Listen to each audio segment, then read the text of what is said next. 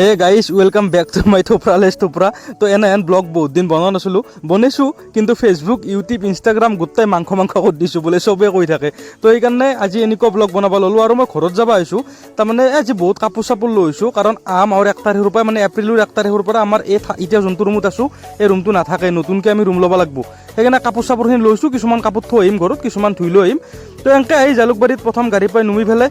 কুঁহিয়াৰৰ লগত খালোঁ আৰু ইয়াতে বাৰ্গাৰ খাম বুলি আহিছিলোঁ বাৰ্গাৰটো তামাম ভাল পাওঁ কিন্তু বাৰ্গাৰটো ইমান খাচ নালাগিল কাৰণ বাৰ্গাৰত মিউনিছ নেদে আমাৰ গাঁৱত যোনটো পায় সেইটো বাৰ্গাৰত মিউনিছ দিয়ে কিন্তু এইটো বাৰ্গাৰত ইমান মিউনিছ চিউনিছ নাই ইমান খাচ নালাগিল তাৰপিছত কণীৰ চপ লৈছিলোঁ এটা তাকো ইমান এটা মানে